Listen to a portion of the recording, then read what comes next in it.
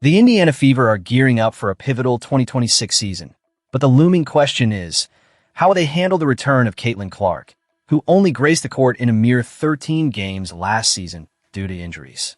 With all eyes on how head coach Stephanie White will integrate Clark back into the lineup, fans are left wondering what this means for the team's championship aspirations.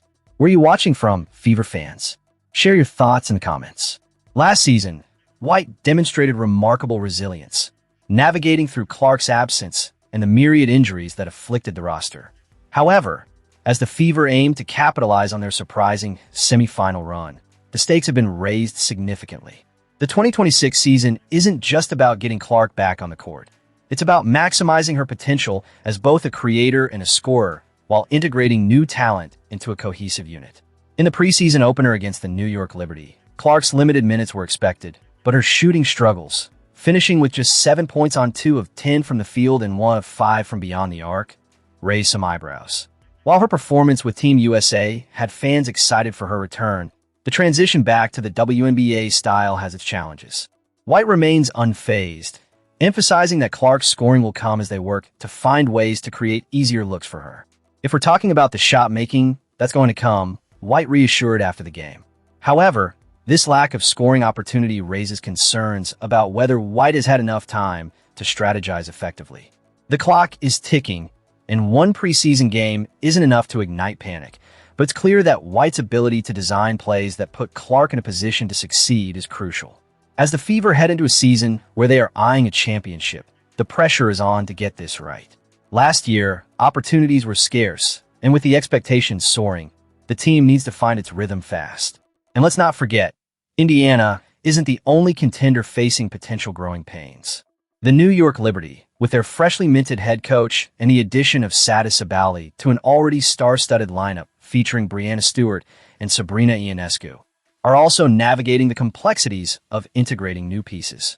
Similarly, the Atlanta Dream are looking to blend Angel Reese into a system that thrived last season, but with key players still recovering from injuries, they too are at risk of early missteps. The Fever's path to success hinges on how quickly they can adapt, especially with Clark back in the fold. The integration of new players and the refinement of offensive strategies will be a tightrope walk. As we watch this unfold, the question remains, will Indiana's commitment to its championship aspirations be realized, or will they face the same struggles that many of their rivals are likely to encounter? The anticipation of the season is palpable, and as we move forward, we'll be keeping a close eye on how the Fever tackle these challenges head-on. With the heat of the season fast approaching, let's see how the Fever respond to these early tests, and whether they can emerge as the formidable force we know they can be. Now, shifting gears, let's dive into the next piece of news that has fans buzzing. The Indiana Fever kicked off their 2026 preseason with a resounding victory against the New York Liberty. And while preseason games don't count in the standings, they're crucial for assessing how the pieces fit into head coach Stephanie White's vision. The Fever faced a transformative offseason, revamping their bench to provide robust support around their 3 All-Stars. The question on everyone's mind now is whether they can turn this potential into performance when the regular season begins. One of the most vital aspects of the Fever strategy is their frontcourt. With 3-time All-Star Aliyah Boston anchoring the middle, the team has a solid starting point. However, the departure of Natasha Howard in free agency raises significant concerns about depth. Injuries have plagued the Fever in recent seasons, and without a reliable backup, they risk facing similar challenges again. Sophie Cunningham is still on the roster and can occasionally play up at the 4, but her strengths lie in perimeter shooting, which complicates the situation. The Fever's second-year player Michaela Timpson has shown promise with her rebounding prowess, leveraging her impressive wingspan. Damaris Dana's returns as well, adding size and shooting ability. But it's the new acquisitions that could be game-changers. Monique, Billings, and Myisha Hines-Allen were solid additions during free agency, both bringing a much-needed mix of rebounding efficiency and toughness to the frontcourt. Billings, in particular, shined in the preseason opener, showing that she can seamlessly integrate with Caitlin Clark, setting effective screens that could make her a starting player this season.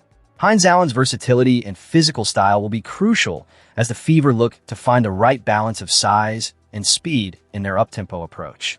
The chemistry on the court will need to develop quickly as the Fever aim to keep that fast-paced energy while still being formidable in the paint. Defensive improvements were a hallmark of White's first season back at the helm. The Fever saw a significant uptick in their defensive metrics, finishing 7th in the league after languishing near the bottom the year before. The off-season acquisition of Raven Johnson, the SEC Defensive Player of the Year, appears to be a savvy move to bolster that defensive identity. Her quickness and tenacity were evident in her debut, where she managed to rack up 3 rebounds, 1 steal, and 2 blocks in just 18 minutes. Johnson's ability to shore up perimeter defense will be essential, especially considering the team's weaknesses in that area last season. Lexi Hull also emerged as a defensive stalwart, consistently drawing offensive fouls and proving her worth on the court. With Brianne January, one of the best defensive minds in the league, guiding the team, the Fever are making substantial strides toward becoming a top-tier defensive unit. As the Fever progress through the preseason, the challenge remains for White to juggle talent and rotations effectively. After an impressive finish to 2025, she deserves more recognition for her adept handling of a season fraught with challenges, especially given the injuries that forced constant roster changes. Now, as they prepare for a new season, the pressure mounts on her to blend the new pieces with the established stars, particularly ensuring that Clark's workload is managed effectively after her injury last season. The Fever's depth was on display during their first preseason game, with bench players stepping up impressively. Justine Pissett, a second-round pick, is still finding her way, but it was third-round pick Jessica Timmons who really caught the eye, scoring 10 points in just 14 minutes. Shot Orai Walker-Kimbrough matched Kelsey Mitchell's scoring output with 18 points, making her a strong candidate for the final roster spot. Meanwhile, Tyasha Harris, a recent free agent signing, is still recovering from injury and hasn't yet made her debut, leaving White with crucial evaluations ahead. With the depth that the Fever have cultivated, White's task will be to find the right combinations that allow them to play fast and defend hard.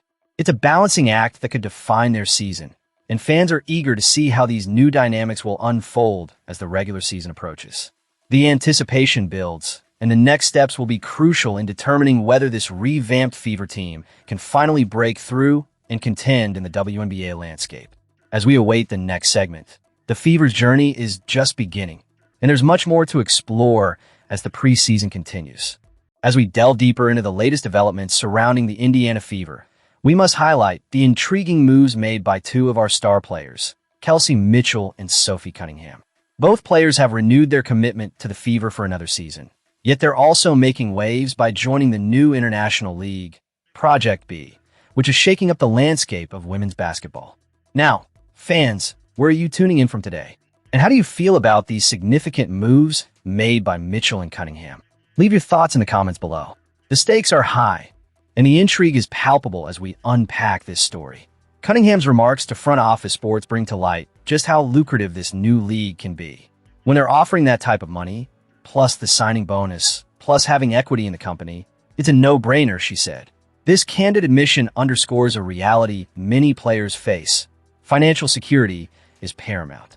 With salaries reportedly starting at $2 million in Project B, it's hard to ignore the allure, especially for a player like Cunningham, whose recent injury history limited her earning potential with the Fever. Despite this, Cunningham's loyalty to the Fever remained strong. She had a chance to sign million-dollar contracts during free agency, but chose to stay with the team she loves. This decision reflects not just her commitment, but also the emotional ties that players develop with their franchises. It's a balancing act between passion and practicality, and Cunningham seems to have found her footing. Mitchell shares a similar sentiment. Entering her 9th WNBA season, she's had a transformative change of heart regarding overseas play. There's a big difference, and I think people recognize what that difference is, Mitchell noted about Project B.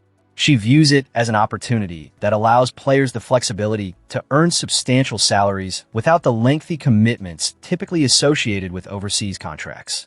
Her recent one-year, $1.4 million contract with the Fever speaks volumes about her dedication to the team. It's a significant financial boost, and it comes at a critical juncture in her career. Mitchell's perspective has shifted. She now prioritizes her physical well-being and skill development over the allure of overseas leagues. I'd rather play it smart. Make sure my body is what it needs to be, she asserted. This approach is refreshing and indicative of a player who understands the importance of longevity in a challenging sport. Moreover, it's worth noting that Mitchell chose to participate in the 3-on-3 unrivaled league last offseason, which allowed her to stay in the U.S. and develop her skills without the rigors of overseas travel. This decision speaks volumes about her commitment to honing her craft while remaining close to home. Both Mitchell and Cunningham are among the 12 players confirmed for Project B, which includes other heavyweights like Jonquil Jones and Alyssa Thomas. This league could very well redefine the financial landscape for women's basketball, offering a sustainable solution for players looking to maximize their earnings while maintaining a balance in their professional and personal lives. As we wrap up this segment, it's essential to recognize the challenges and opportunities that lie ahead for the Fever as they navigate the evolving landscape of women's basketball. With veterans like Mitchell and Cunningham at the forefront, Indiana Fever fans have much to be excited about. Their loyalty to the team, coupled with their strategic decisions in the face of lucrative opportunities, showcases a blend of passion and pragmatism that is vital for the team's future. So, Fever fans, how do you feel about these developments? Are you excited about what lies ahead for Kelsey Mitchell, Sophie Cunningham, and the team as a whole? Don't forget to subscribe for more updates and share your thoughts in the comments. Your insights are crucial as we continue to support our Fever and witness their journey in this thrilling new chapter of women's basketball.